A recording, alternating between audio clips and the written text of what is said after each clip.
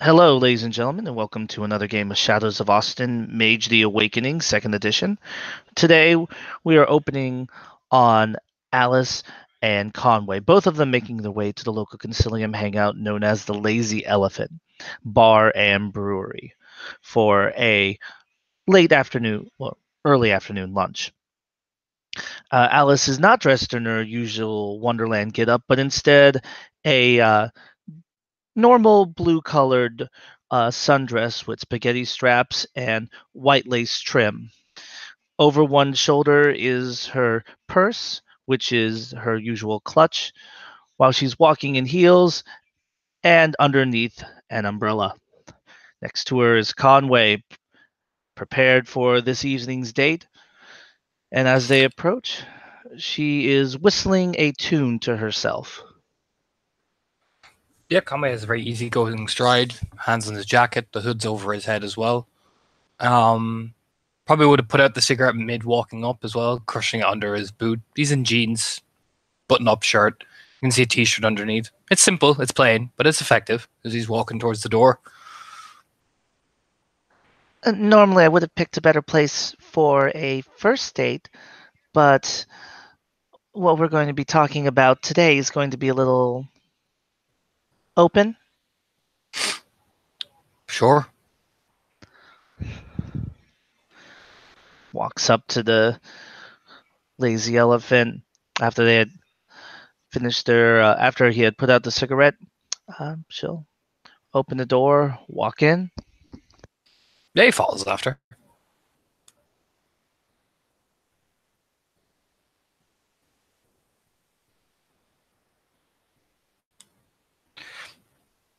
We'll go and settle himself down. He's easing, keeping very casual, but watching everyone as he's walking in. Once they get over to a booth, Alice will get in, put her hands underneath herself, push out her dress, take a seat, cross her legs daintily, and sit there after ordering a mimosa to open up. Conway will sit, make sure he can see the door, and he'll actually order water and just, relaxes, takes off the jacket, of course, and kind of ruffles his hair to his brown hair, ruffles his hand to his brown hair, kind of just eases back a bit.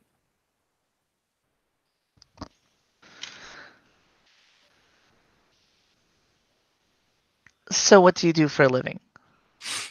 I work in a laundromat. No, I mean, what do you do at the laundromat? Are you just the person behind the counter, or are you the one who actually washes the clothes? No, I'm behind the counter. I don't got. Unfortunately, I have my lot in life. I managed to get the job upgrade, so you just smile.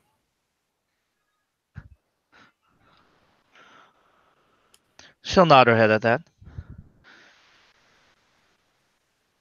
All right.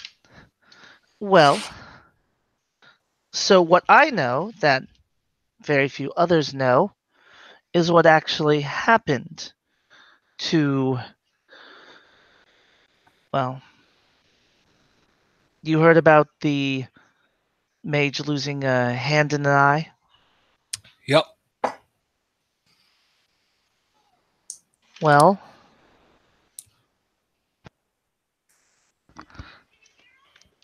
he didn't part with them willingly.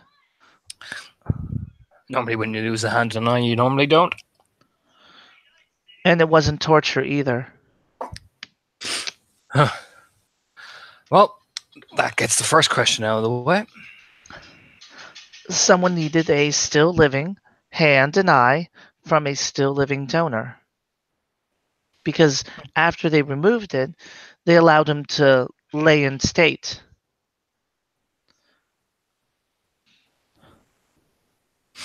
I'll nod again. You're a free counselor. Would you know anything about technology and magic being combined together? Bits and pieces.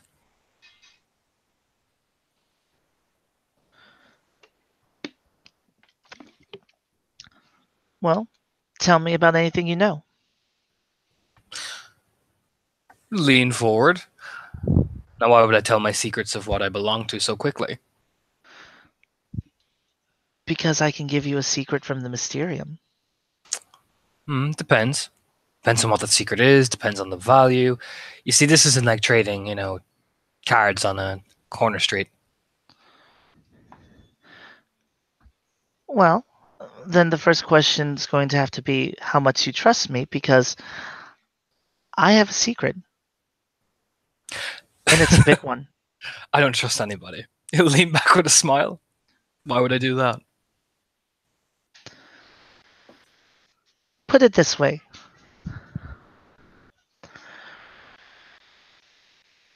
I promise you, whether you trust me or not, that it's big. So big that one simple secret about technology could change everything that you know about magic. It's a tall order, It but is, but I'm a curator for the Mysterium, which means I'm in charge of cataloging all our secrets, artifacts, rotes. and you're willing to give up a big secret like that for a guy you've taken on a date once? In exchange for someone telling me what the Free Council knows about the intersection of technology and magic.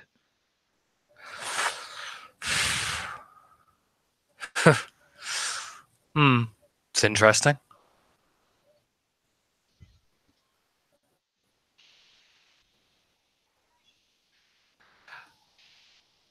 It is. Interesting. And I think it's a. Interesting. No, Hmm, go on. Smile. you don't know a lot about the Mysterium, do you? I know bits and pieces. She's smiling. We also have a secondary job, which is why I'm trying to make the offer.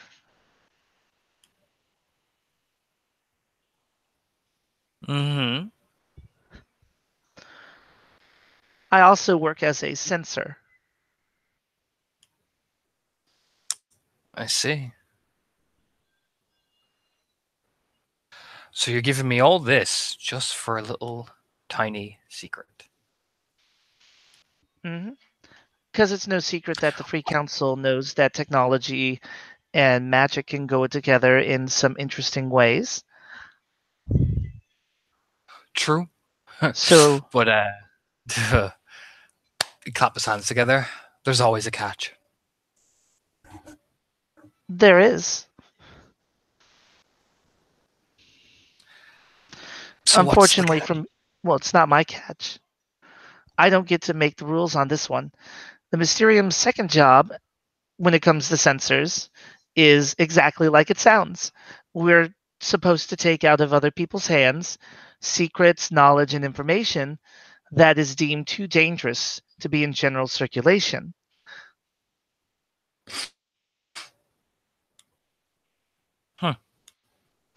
I see.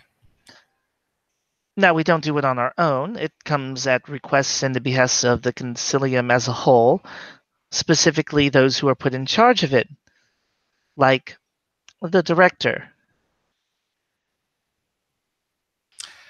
So is this offer coming from you or coming from him? The offer's coming from me because I would rather this not get back to him. Why is that? Same reason that you know what he'll do with that.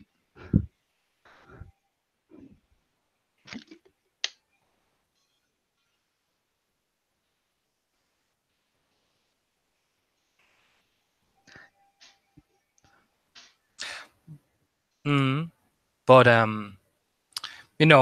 there has to be a personal. You could enlighten me. Maybe we could do business, or maybe not. Because the world I work in, I lean back, looking around, watching the door again, offering massive amounts of secrets for one tiny little thing tells you a few things about somebody. So there's either something you're hiding or you're sticking your hand in and hoping you get a prize.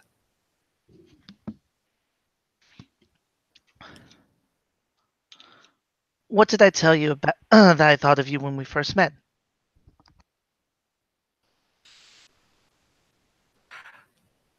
He smirked.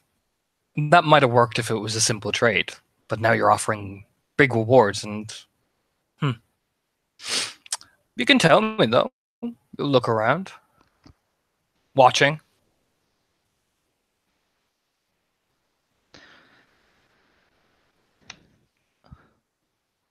To put it bluntly, it's exactly like I told you when we first met. You're a mystery.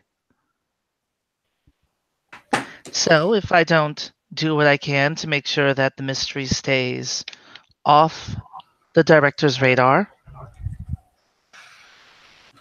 doesn't give me a chance to crack it. Now does it? I see. What makes you think that I'd end up on the director's radar then? Exactly why I'm asking for this information, because it's going to be a matter of time before he starts asking the same thing. Oh, okay. However, I'm bound by an oath. I can't tell you anything for free either. So you give me a secret, like the one I'm asking for, and I can tell you a lot more. And what would your director think if you're passing secrets under the table? It's in the name, Mysterium. And you let me worry about my standing with the director. Smile. You see, ooh, that is shaky territory to be relying on passing secrets from one another. It is.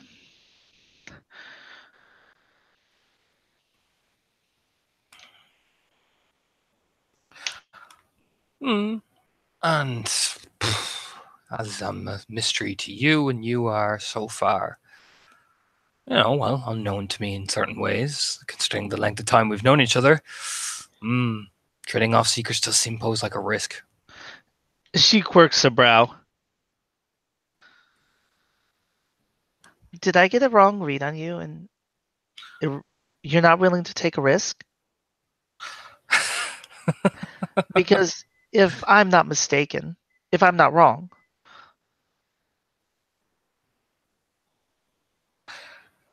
you're the type of person who already digs deep into other people. You keep watching the door. You're watching the wrong direction. Oh, am I? She nods.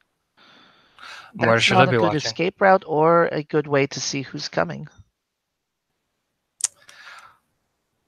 Mm-hmm.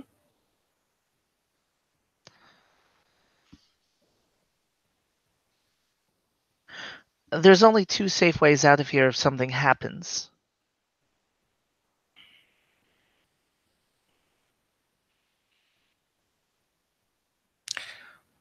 Really? Yeah. The back,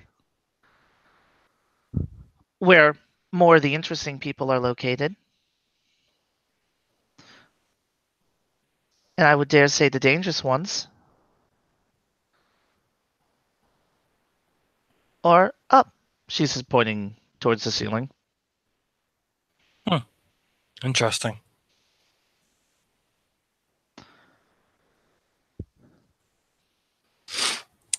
Now, why would you tell me that? This smirk.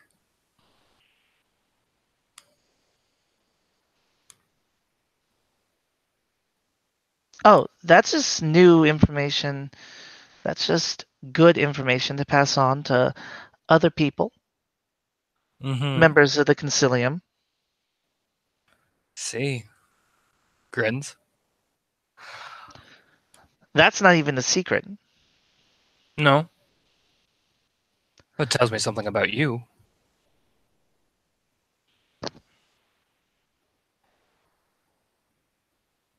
Takes a sip of his water very casually, very calmly.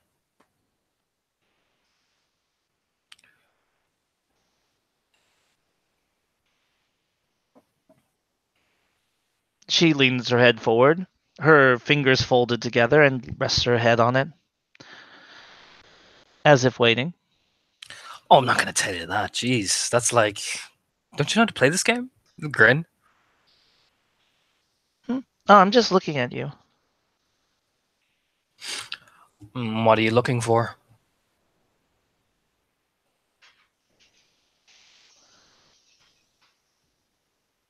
I'm not sure yet.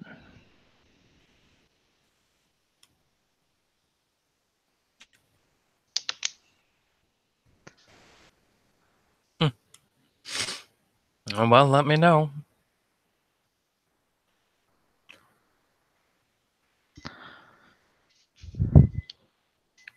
So you're letting me do a lot of talking, and most people would call that gallant or chivalrous.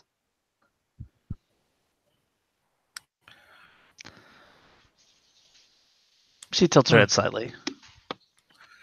What makes you think I'm chivalrous? I never said you were. I'm just saying that most people would call it that. Most people like to call things that they don't understand something else to make it better, so just shrug.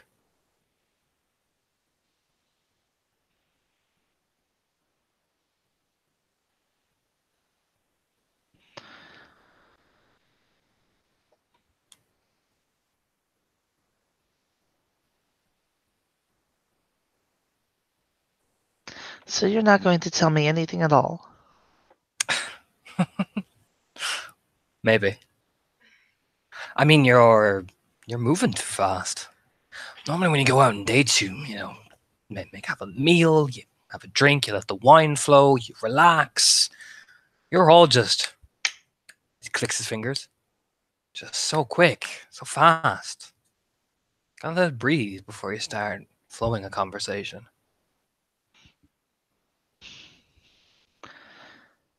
She glances towards the bar, just kind of looking there as she speaks.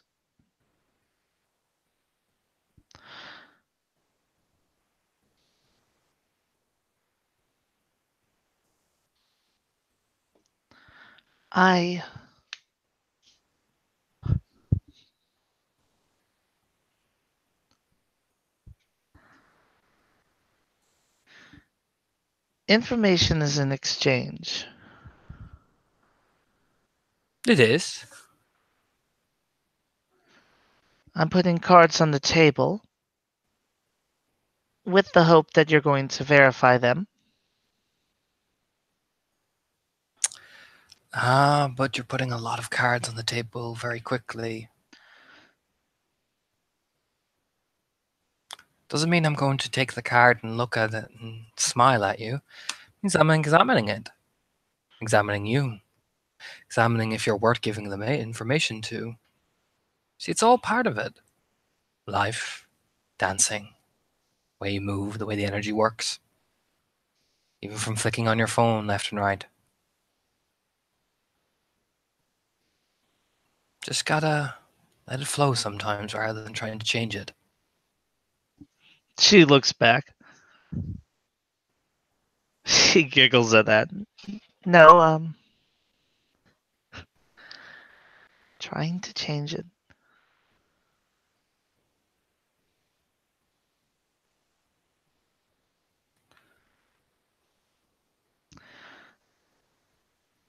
Shakes her head. More like breadcrumbs. If you're looking for a better analogy, then. Because I'm not trying to change your path. Oh no, I never said you were. You see, now again, too fast. Way too fast. No, but you implied it. It's up to you to take what I implied. Shrugs, very half committedly. Now that's a false equivalence. Like I said, it's up to you how you take it. And see? That right there.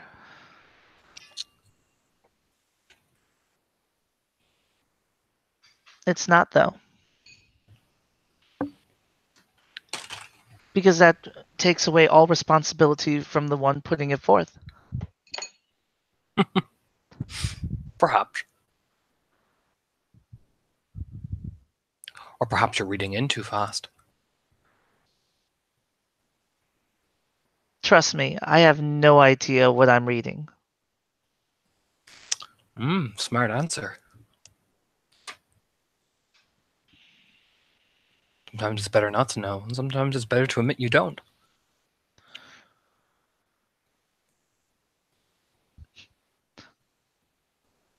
Common knowledge, first rule of being in the Mysterium is we can't lie.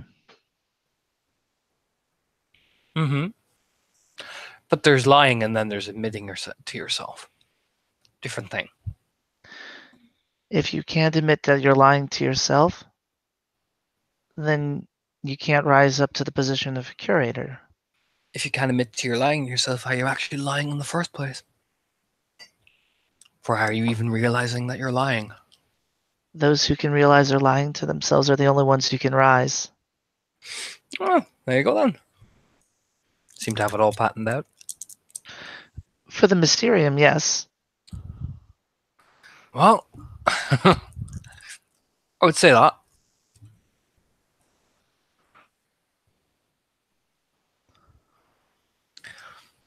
If that's what you think we're talking about. No, I don't think we're talking about that, but crumbs on the trail. Crumbs on the trail.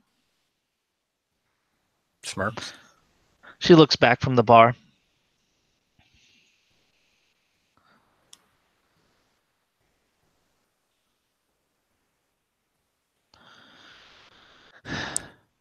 Something else you should know that I'm not sure the Guardians have passed on yet. You know about Panopticon, right? Heard of it, yeah? Mm. Or mention. A few of the boys were talking about it.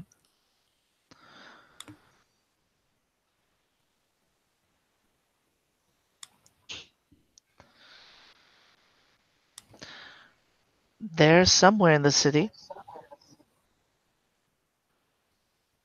Trying to figure out how that all relates. Hmm.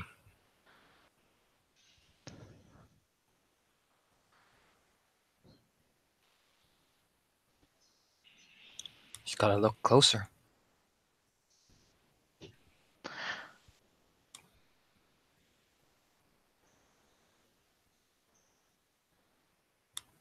I'd rather not. What are you afraid of?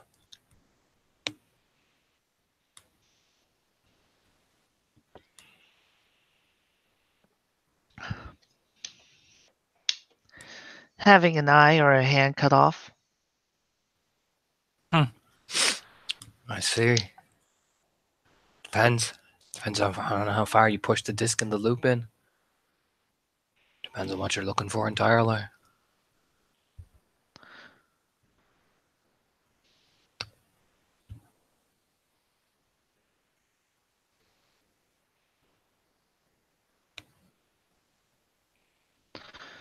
All right. She says, her smile becoming smaller but more genuine.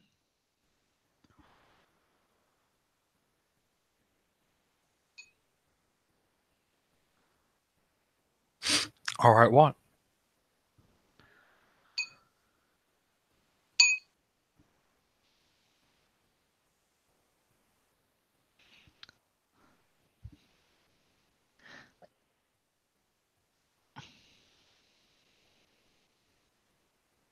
Thinking about what you just said,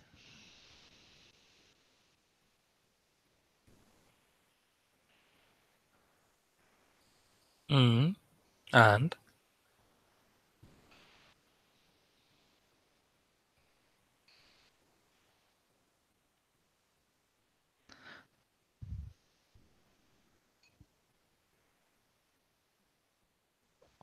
I think I'm ready to order. lean back, smiling. Okay. Picks up her menu. Um, steak and shrimp, please. Medium rare.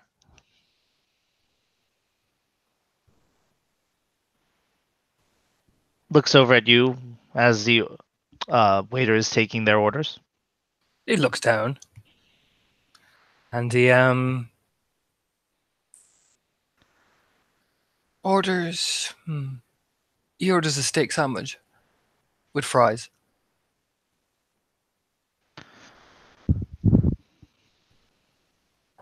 After the waiter leaves, she'll just sit there sipping on her mimosa. He just picks up the water and drinks it casually.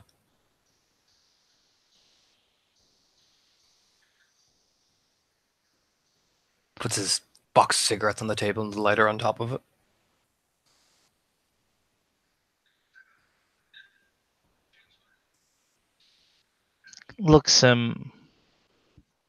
Looks at the cigarettes, then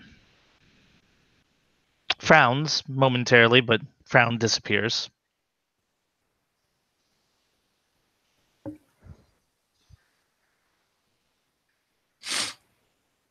Just watches her. Calm as hell.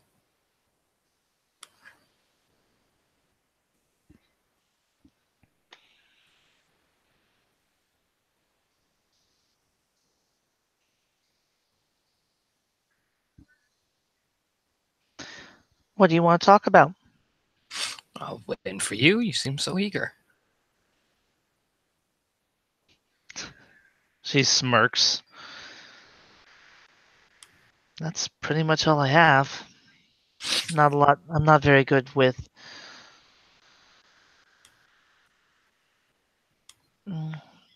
casual conversation. Oh, really?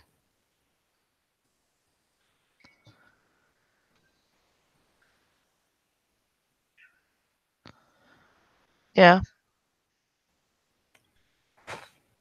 Well, normally you start off asking about somebody. Normally you start out picking at things and think of it like unlocking a box and see what you get.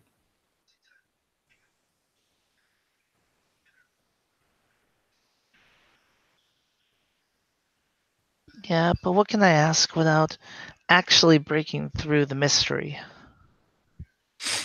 Depends on what you're going to answer, you're hoping to get. And again, the mention of hopes and expectations. That's what you usually lean into with questions. What you hope they'll give, and what you hope that you yourself is going to find interesting.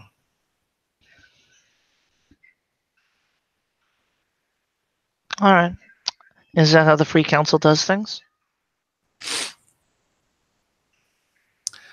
Does what? Hope that we get something interesting? Well, depends on the free council member. But everyone wants what they want. And it's more importantly what they want. Always has been that way for everyone, not just us. You really believe that? Oh, of course. Even as mages, we're inherently selfish.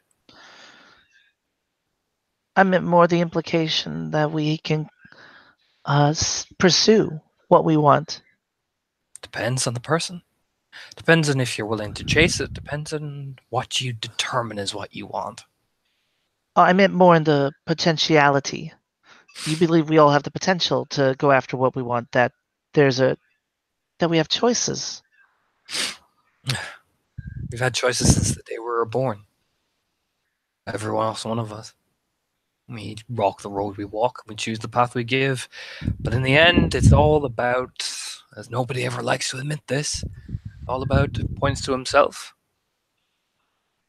What you thinking here about you and how important you are to everything.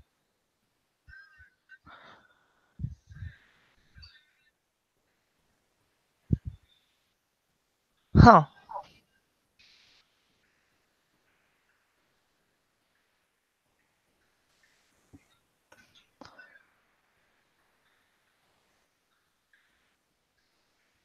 Why do you believe that we have a choice?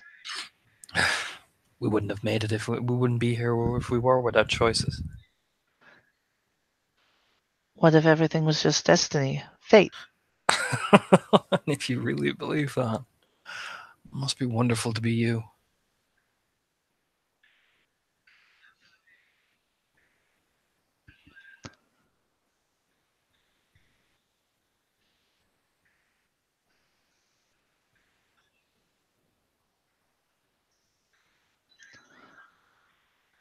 you genuinely believe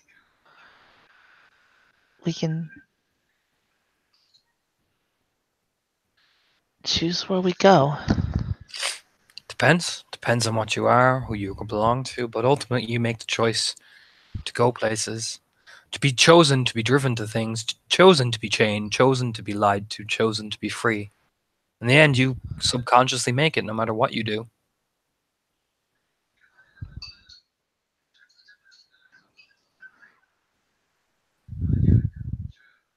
Hmm.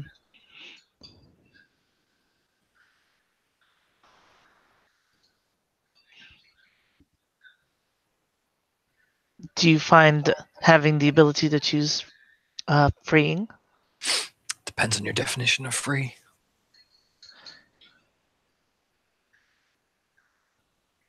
Releasing of worry.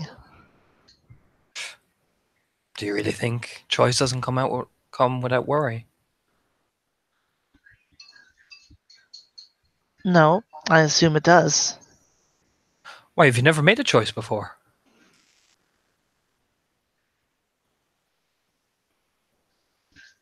I believe all my choices were set before me.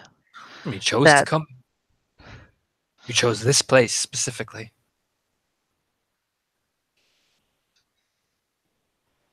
and thus it couldn't be any other way. No, you could have chosen something else. You could have chosen something far more less open. You could have chosen some place anywhere. But you chose here. You did that. Not destiny, not fate. You.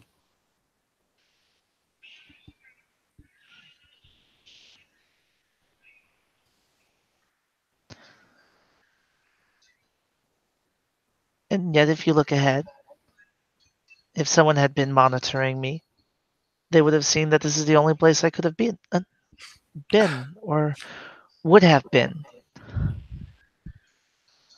Depends.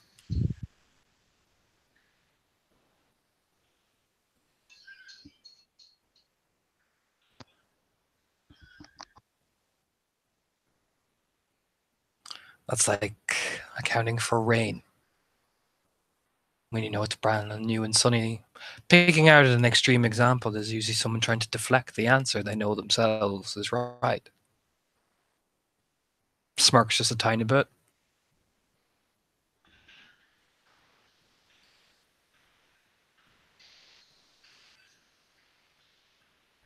Are you pretty well trained in the time arcana? It's got nothing to do with time.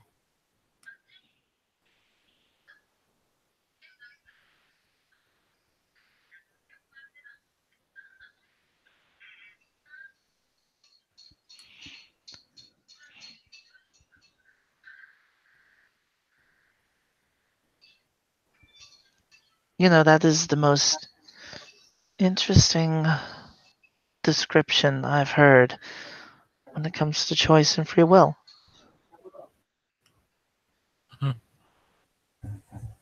Well, there you go. You just dig right in and hope you ask the right question.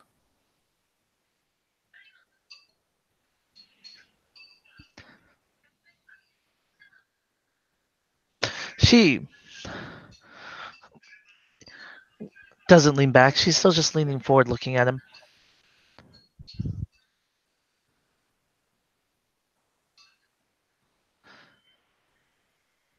There was an Obermos I knew once who believed that nothing and no one could influence anything in your life. Everything was a choice. That Mhm. no one's decisions, though, could impact you. You were free of them because as soon as you wrote your name on a watchtower, you were released from the lie. Depends.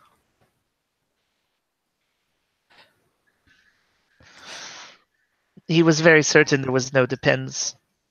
And that's why I find you interesting, because you can qualify. Depends on the lie and depends on how strong you're willing to let it believe. Depends on the people. Depends on what you think of them. Depends on many things. Blindly accept that was no one will influence you is the sound of a fool. he was convinced based on the capital L lie. Ah, then he's an even bigger one. She is just laughing now. I'll let him know. Do choose whether he takes offense or not. Oh, he'll take offense.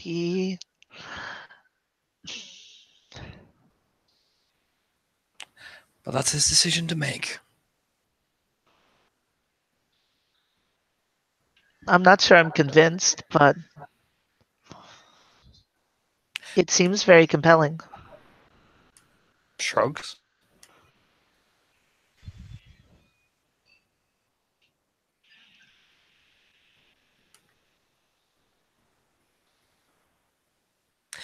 In the end, he doesn't like his ideas being questioned. Very, very telling. Then he's not really free, is he? I don't believe he's free at all. I believe that he's wrapped himself in chains. He just can't see him. Maybe.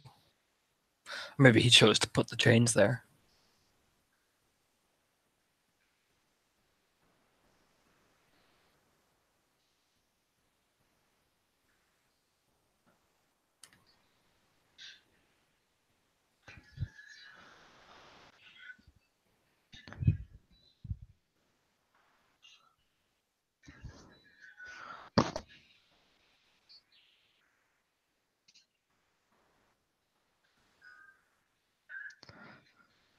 Well, if you haven't guessed, I don't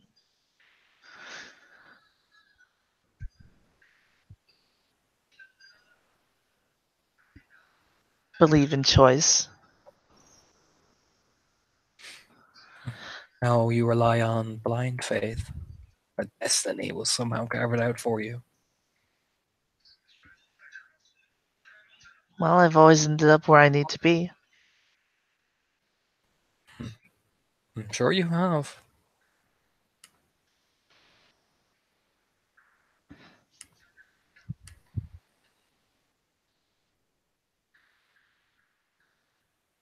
Right place, right time.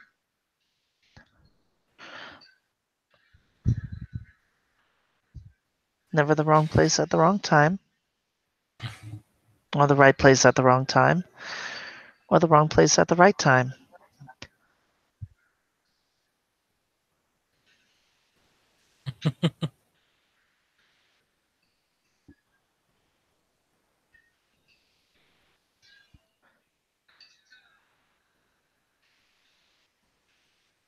Just smile at her, studying her for a bit. When the food arrives, he takes a small bite. Very careful. Strange. In your view of time.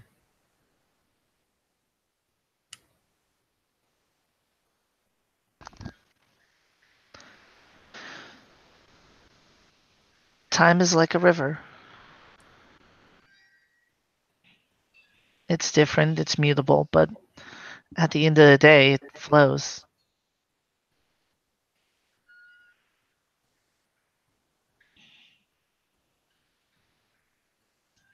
Hmm. You know what I heard once, a very long time ago? About time.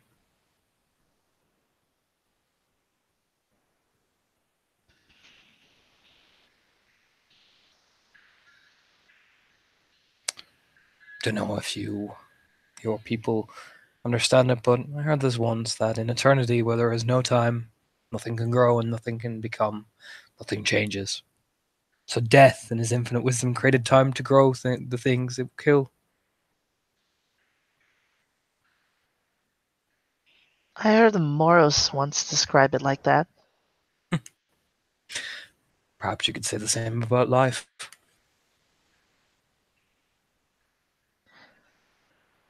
What is Throw life without death? Perhaps, or perhaps we all slowly realize a part of ourselves died a long time ago. Who knows?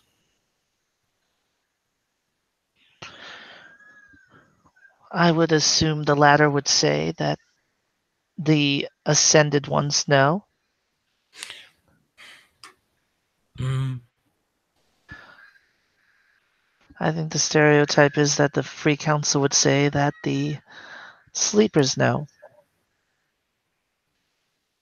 and if we're talking about stereotypes, then. Well, that's all I have in this situation. Mm, interesting.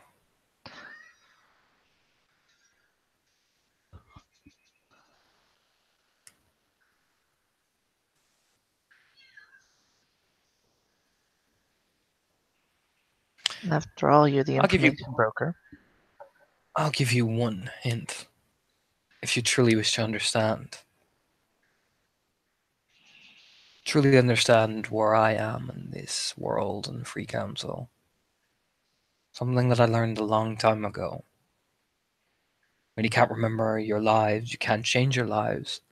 And that is the terrible and the secret fate of all life, for it is doomed, like time and death, to change based on the choices we make, till we eventually trap ourselves in the one place and trapped in the nightmare of life.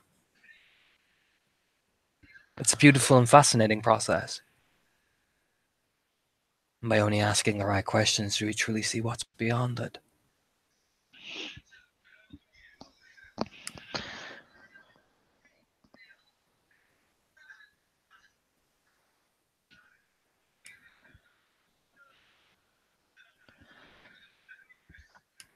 I definitely need to keep you away from Jubilee.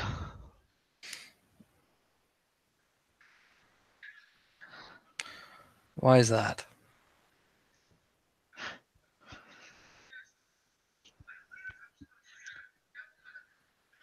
She would find you fascinating. Hmm.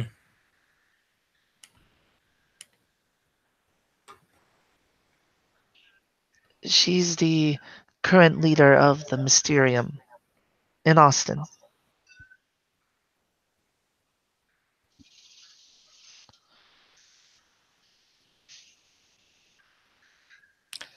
Well, perhaps I'll meet her one day.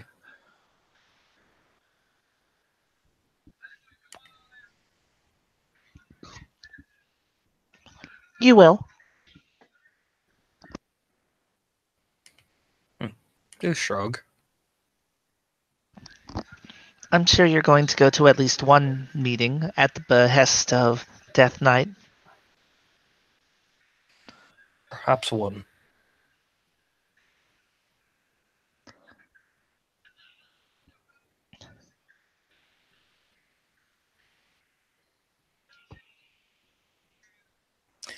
We'll see what Death Knight has to say as he stands up slowly. Leaving so soon? Hmm. Yes. I'm making the choice to walk out the door, but maybe you'll see me again. Maybe you will, maybe you won't. Probably not. You're going to find me far less interesting in a few seconds. Shrugs.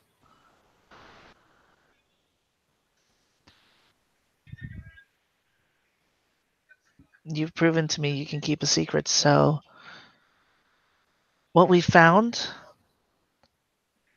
what was truly disturbing about what we found, and I believe needs to be passed around to certain people, was a disc. It was placed on the body, and with the press of a button, it would trigger a mystical effect, but the object itself was not magical in any way. Hmm. Hmm. Interesting.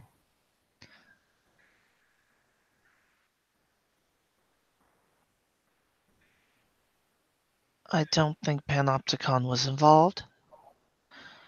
I think we have a third party coming after us.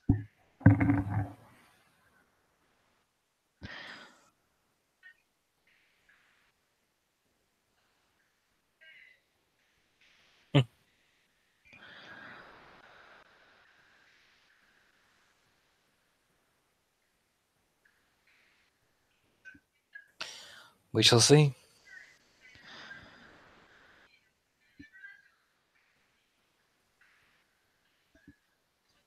I don't want to see the answer to this one. Ah, there you go.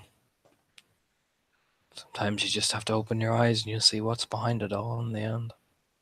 Or not.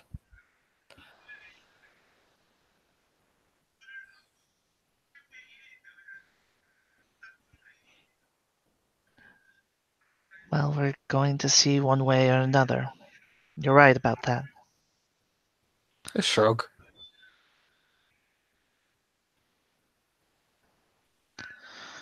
But it's like I said.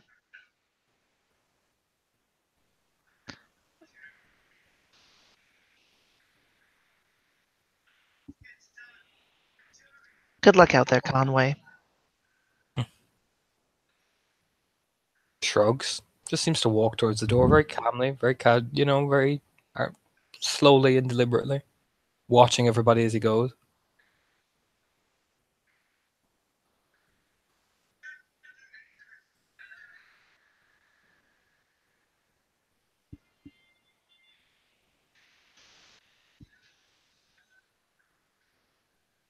And she just watches him go.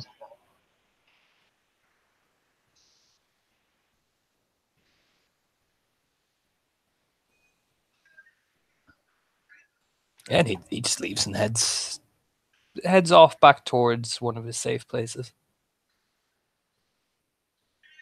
All right, I think that's a good ending point. Yeah.